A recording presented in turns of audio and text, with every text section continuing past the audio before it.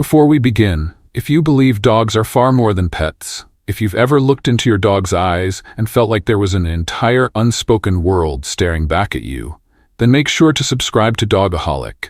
Give this video a like, and tell me in the comments your dog's name and the one habit they do that you've never fully understood. Because around here, we do not talk about dogs as background characters in our lives. We talk about them as emotional beings, as protectors, as companions whose love is often deeper, quieter, and far more intelligent than most people realize. And today, we are opening the door to one of the most intimate, misunderstood, and strangely moving questions in the life of a dog owner. Why do dogs climb on us? Why do they press themselves against our chest, drape across our lap, lean into our legs, rest their head on our feet, or insist on being so close it feels like they are trying to disappear into us? Why do they seem to need contact, not just attention, but actual physical closeness? As if touch itself is the message, most people shrug it off and say, "Oh, my dog is just needy." But that is not the full story. As a behaviorist, I can tell you this with absolute confidence. In the overwhelming majority of cases, this is not about dominance. It is not a power struggle. It is not your dog trying to take control of the household, challenge your authority, or be the alpha. And it is also much more than simply begging for treats or asking for affection. What looks like clinginess is often biology. It is attachment. It is nervous system regulation. It is sensory communication. It is scent exchange. It is social bonding shaped by thousands of years of evolution. And sometimes it is love so profound that it literally changes your body chemistry. Because dogs do not only live beside us, they live through us. They watch our breathing. They memorize our rhythms. They learn the sound of our footsteps, the tone of our voice, the smell of our mood, the pace of our heartbeat. They notice when our shoulders tighten, when our energy shifts, when our stress rises, when our sadness deepens, and when something inside us feels just a little off. So when your dog refuses to give you personal space, they may not be invading your world at all. They may be trying to protect it, soothe it, anchor themselves inside it, or bring you back to yourself in the only way they know how. So settle in, pull your dog a little closer if they're nearby, and let's pull back the curtain on what your dog is actually saying when they climb on you, lean on you, or press their body against yours like they belong there, because in their mind, they do. 1. The weighted blanket of the soul. Natural deep pressure therapy. Have you ever had one of those days? The kind where the world feels a little too loud. Your mind will not stop spinning. Your jaw is tight. Your shoulders are somewhere near your ears. You sit down on the couch just to breathe for a second. And then suddenly, your dog is in your lap. Maybe it is your lab throwing all 70 pounds of themselves across your legs like a bag of warm laundry. Maybe it is your shepherd leaning their full body weight into your side. Maybe it is your little dog climbing onto your chest and refusing to move, and most people think the same thing. Buddy, you are heavy. But what if, in that moment, your dog is doing something much more remarkable than asking for cuddles? What if they are practicing a form of instinctive medicine? Scientists call it deep pressure therapy, often shortened to DPT. And while most people associate it with trained service dogs, the truth is that many ordinary pet dogs seem to do versions of it naturally, especially when the person they love is stressed, overwhelmed, grieving, dissociating, or emotionally flooded. The hidden message is this: I can feel that your body is not at peace, and I'm here to help bring it back. When a dog places their weight against your body, especially in a steady, sustained, grounded way, it can activate the parasympathetic nervous system, the branch of your nervous system responsible for rest, restoration, slowing down, and recovering from stress. This is not just a sweet cuddle. This is pressure, warmth, heartbeat, and biological reassurance delivered through contact. Deep, firm pressure stimulates receptors in the muscles and connective tissues that send calming signals up to the brain.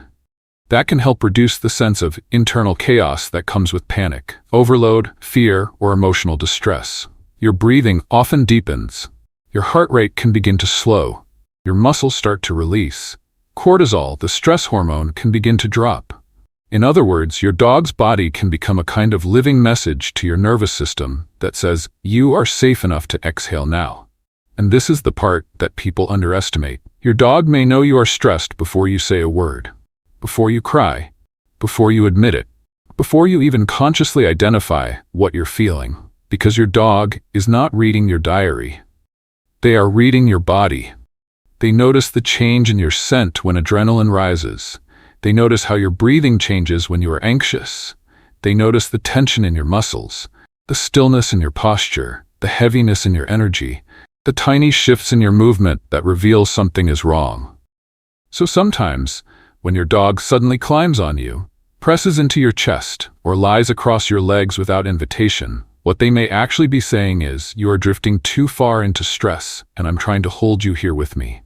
And that is why this behavior can feel so emotional to us, even when we do not fully understand why. Because somewhere deep inside, our body recognizes it. It recognizes the relief. It recognizes the grounding. It recognizes the moment of being physically held by another nervous system that is trying to help carry our weight. Not all dogs do this the same way. Some become leaners, some become lap climbers, some quietly lie on your feet, some rest their chin on your knee, some press against your chest during the exact moments you are trying the hardest not to fall apart. And once you see it clearly, it becomes very hard to call them clingy ever again. Because maybe your dog is not asking for comfort in that moment. Maybe they are offering it. Maybe your dog is not trying to take over your space. Maybe they are trying to bring your body back home. And if you have ever had that moment where your dog dropped their whole weight on you and you felt something inside you soften almost instantly, then you know exactly what I mean. That was not random. That was the language of touch. And for many dogs, it is one of the purest love languages they have. So I want to ask you something. Think back to a time when you were truly overwhelmed, stressed, heartbroken, exhausted, sick, anxious, crying when no one else saw. Did your dog change their behavior? Did they lean harder, climb closer? Choose a very specific place, your chest, your lap, your feet, your side. Tell me in the comments, because these stories matter. They remind us that sometimes the creature lying on the couch beside us understands our body better than the world does. 2. The safe haven and the secure base. On the homestead, we know that safety is everything. And for your dog, you are the safety.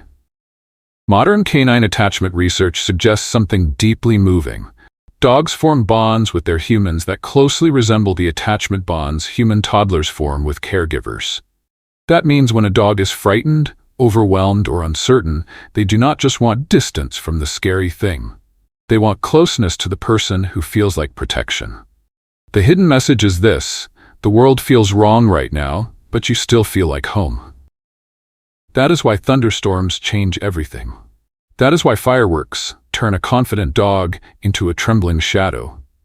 That is why a dog who is perfectly fine on their own most days may suddenly scramble into your lap, crawl behind your legs, press against your chest, or try to fuse themselves to your side the moment the sky cracks open.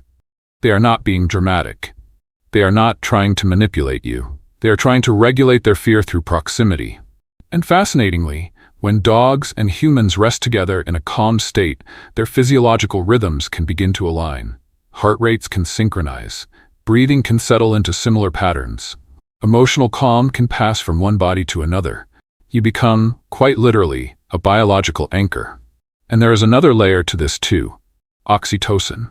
Oxytocin is often called the love hormone, but that barely captures its meaning. It plays a major role in attachment, trust, bonding, and the feeling of emotional safety. When you and your dog make soft eye contact, when you stroke their fur, when they lean into you and you respond warmly, oxytocin rises in both of you. So when your dog climbs on you in a moment of fear, what may be happening is not just emotional comfort. It is a full-body biochemical reassurance loop.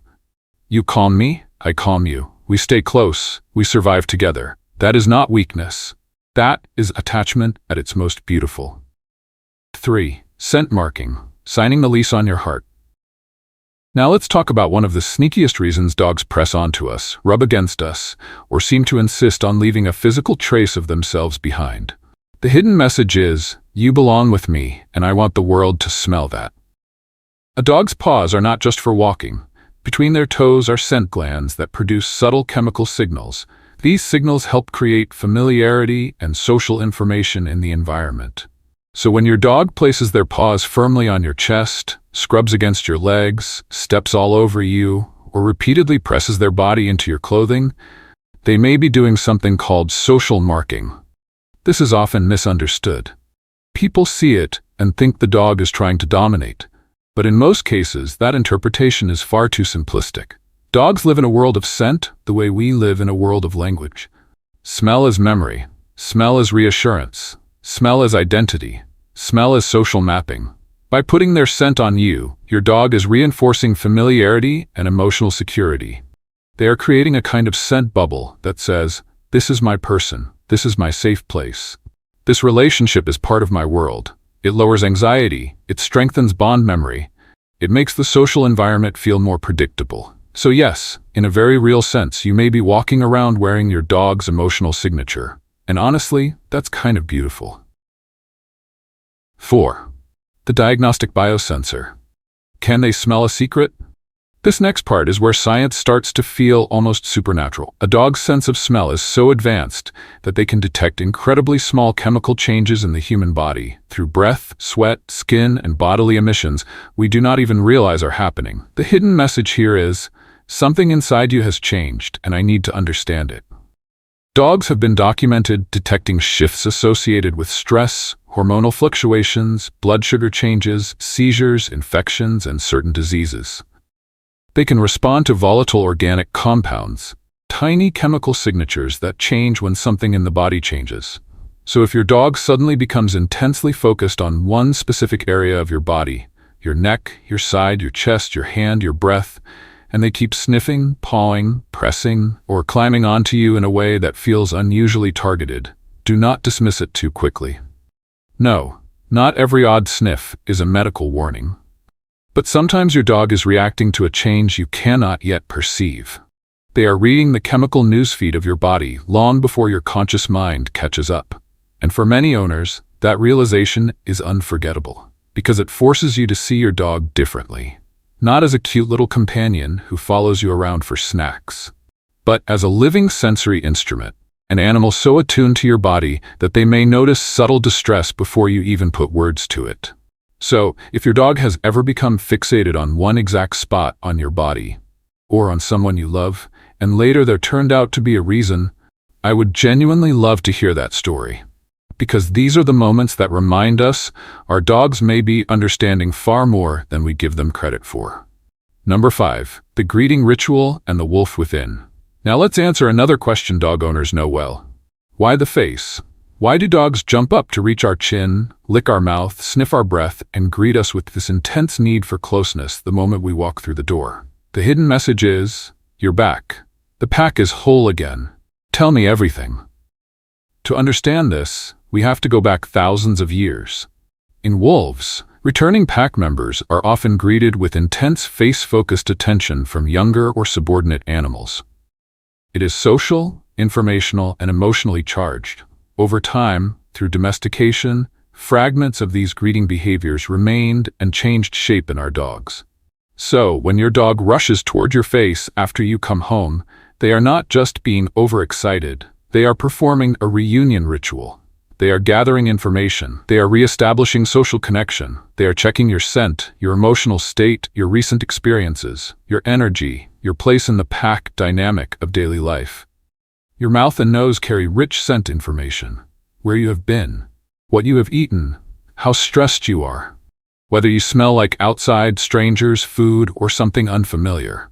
So those slobbery kisses may feel silly to us, but to your dog they are deeply meaningful. They are part celebration, part investigation, and part emotional reset. You are back, you are safe. The connection is restored. Sex. The alpha myth and why proximity is not a power struggle. We need to talk about one of the most damaging myths in dog culture. For years, people were told that if a dog climbed on them, leaned on them, slept near them, or occupied shared space too confidently, it meant the dog was trying to dominate the human, trying to be the alpha, trying to take control, trying to challenge the hierarchy. Modern behavioral science has repeatedly dismantled this idea. The old alpha dog framework was built on flawed interpretations of wolves in highly artificial, stressful, captive conditions. It does not map cleanly onto wild wolf family structures, and it maps even less cleanly onto domestic dogs living in homes with people. The real truth is much simpler and much more compassionate. When your dog climbs on you, they are usually seeking one of a few things: comfort, connection, security, information, regulation, bonding, not power. So when we respond to closeness with harsh dominance-based methods, forcing the dog off aggressively, alpha rolling, punishing, touch-seeking behavior, treating affection like rebellion, we do not create respect. We create fear. We damage trust.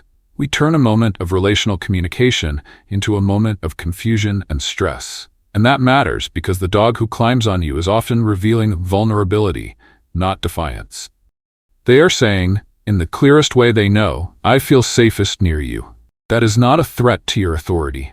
That is trust.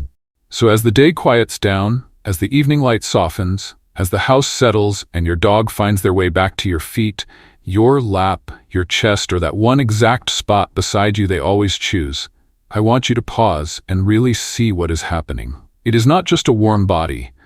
It is not just habit. And it is almost never as simple as "my dog is clingy." Your dog is reading your nervous system, mirroring your emotional weather, searching for reassurance in your closeness, offering physical grounding when your body is carrying too much, returning again and again to the person who feels most like safety in this world. To your dog, you are not simply the provider of food and walks. You are their secure base, their safe haven, their emotional center of gravity, their home in living form. And when they climb on you, lean on you, rest on you, or press themselves into your body like there is nowhere else on earth they would rather be, they are putting all of that meaning into the only language they fully trust: the language of touch. So the next time your dog invades your personal space, do not only ask, "Why are you doing this?" Try asking something gentler. "What are you feeling? What did you notice in me? What are you trying to say?" Because sometimes the answer is heartbreakingly simple. "I love you. I trust you. I need you. And when I touch you, the world feels right again."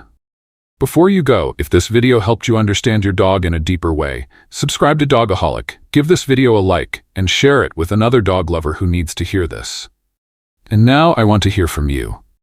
What is your dog's signature move for getting close? Are they a leaner, a lap climber, a foot sitter, a chest presser, or a full-on Velcro dog who believes personal space is just a human myth?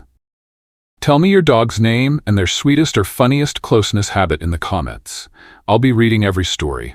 Until next time, keep your heart open and your paws close. You are not just raising a dog. You are being someone's whole world. This is Dogaholic.